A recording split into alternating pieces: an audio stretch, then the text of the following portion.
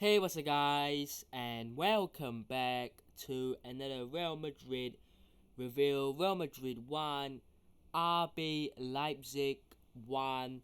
Real Madrid progress to the quarterfinals of the Champions League, but there's two sides, I think, of every Real Madrid fan, me included. It is one side, the positive side, the slightly positive side that, you know, things can get better, and also the fact that we did make it through in the end. So you can kind of get positivity from that. But I would like to say that the amount of negatives I would think that a lot of people saw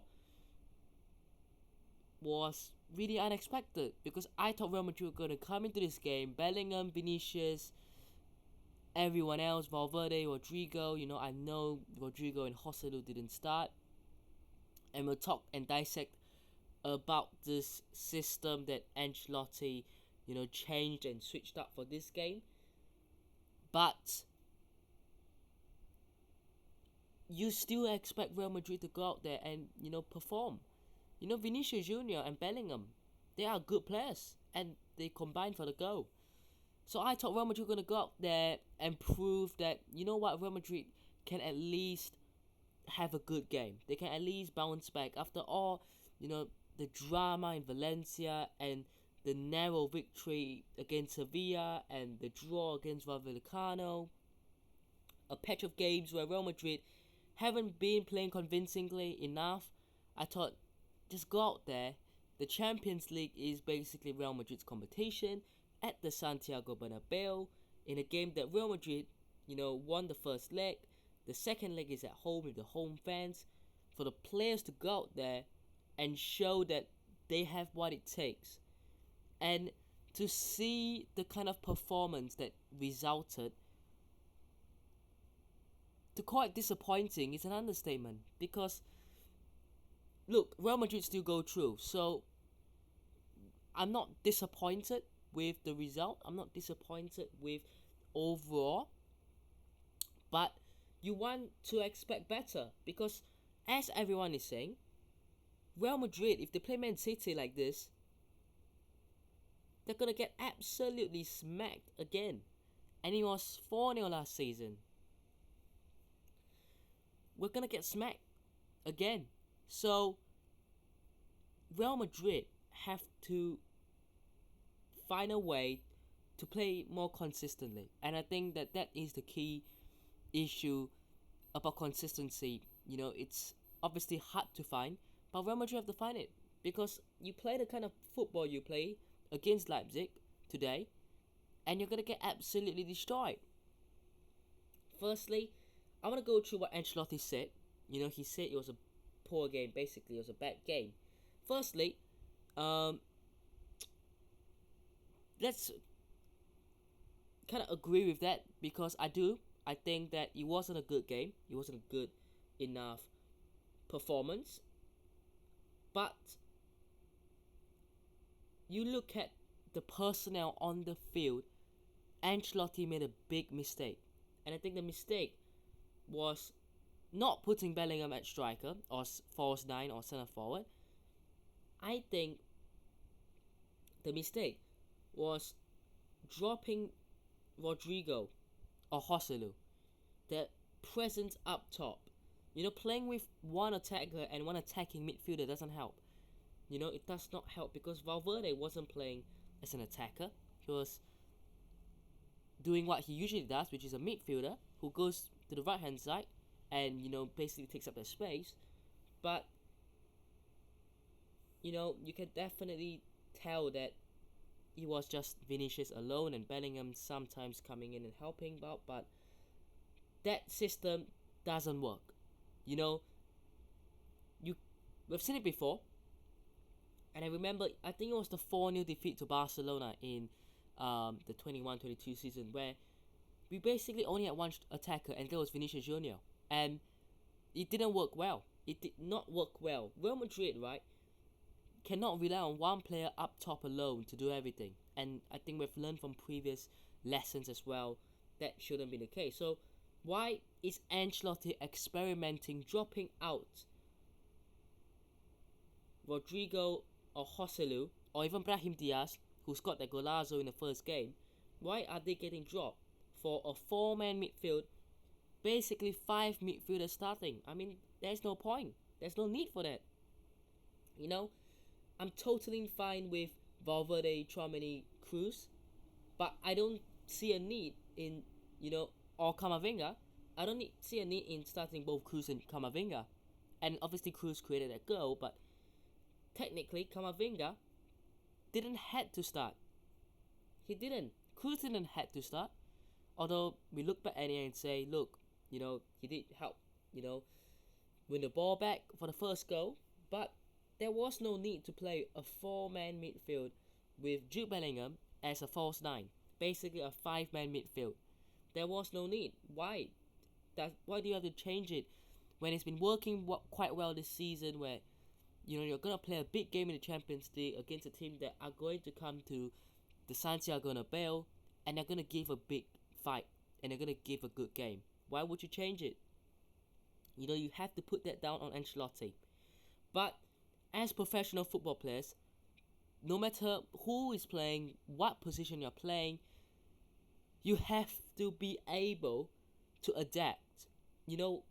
It's not like as if you're asking a striker to play in goal. It's not that much of a difference. Valverde can do the job. Cruz can do the job, and these guys can do the job definitely. Bellingham, okay, he's playing centre forward, but he can do the job. So, I don't really know where it came from, but there was just a performance in this team today that was just poor. And that I don't see an individual player in this team and say, look, it's his fault. It's his fault. I think it's a team game. I think it's overall the whole team allowed RB Leipzig to come at us, and that is the issue. Speaking of RB Leipzig, they played a great game. Openda was wasteful.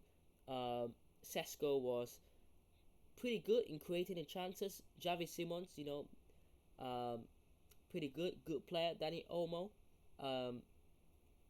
could have had a better chance if Openda squared it to him. And their team is a pretty decent team. You gotta admit that. You're looking at Schlager, Haidara, Raum, Honrichs, Lukeba, Orban. I thought Gulashi played a pretty decent game as well. But, you got to give credit to Leipzig for obviously putting up the fight. And obviously, if they didn't get the goal disallowed in the first game, who knows what could have happened. And they were unlucky. They're unfortunate, they're unlucky, but it is what it is at the end of the day, right? Let's talk about the goal. The first goal, counter-attack. Real Madrid are probably the best team at doing this counter-attack. Leipzig dominated the whole game, dominated possession for a period of time. In fact, I'm going to look at the stats. They ended the game with 46% possession, but during a period of time, they had the ball a lot, and they were constantly coming at us. But, great play by Cruz to win and intercept the ball back. Gives it to Bellingham, makes a run. Only has Vinicius Jr. In support. Vinicius Jr. does well to go centrally, pulls himself away from the defender, and scores a great goal from the counter attack. Winning the ball back, going forward, and then getting an attack. That is a great goal. You gotta be honest. But after 2.5 minutes of a great goal, Leipzig just continue pushing, playing around, great passes, getting crosses in, never stopping mentality, winning the ball back, and eventually the cross comes in, Orban's there to head it in, 1-1, and they were knocking on the door consistently, but maybe it just wasn't, the day for Leipzig. But like I said at the start, give this opportunity and play like that against Man City, you'll get smacked 5-6-7-0, because they are a clinical team and they have got Erling Haaland and they have got Kevin De Bruyne, and they have got these great players. You know, they can do a lot of damage compared to Leipzig did.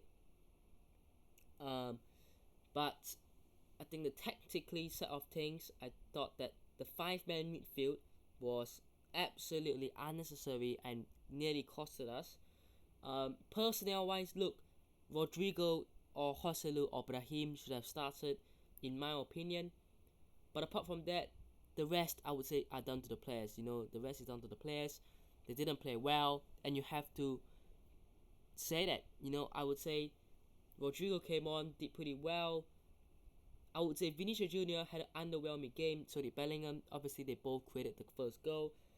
But the rest of the team, you know, Cruz obviously won the ball back. I thought really got a solid game again. But apart from that, the rest of the team, I mean, they weren't great. They just won, and that was the fact. But yeah, let's talk about the team. Lunin, you know, made a couple of good saves. Again, he's gonna be the number one as of now, and he's gonna be the number two next season. Um, Carvajal, Rudiger, Nacho Mendy, of course, had a solid game for all, I guess.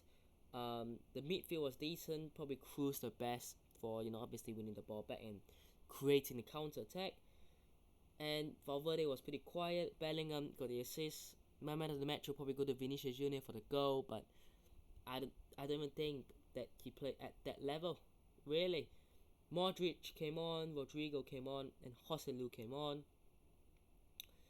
But, you know, pretty poor, and probably the worst game Real Madrid have played this season in terms of performance-wise. But of course, getting the job done, pretty alright. I forgot what I was gonna say. There was something I was gonna say, but next up, Celta Vigo at home, and then we will know the team that we're gonna face next. Obviously, the draw. We're gonna know who we're gonna face. You know, obviously, as of now, you know the teams that have gone through. Bayern Munich gone through, PSG's gone through, Man City's gone through, and then you have got some pretty good games. You know, Arsenal, Porto, you've got Napoli, Barcelona, Napoli. They've got Dortmund, PSV, and they've got Atletico Madrid, Inter. So some pretty big games coming up, and let's see what happens in the next week, obviously. But let me know what your thoughts are down below. Hope you guys have enjoyed today's video. Hit the button if you did, subscribe to the channel on already, and I'll see you guys in the next one. Peace.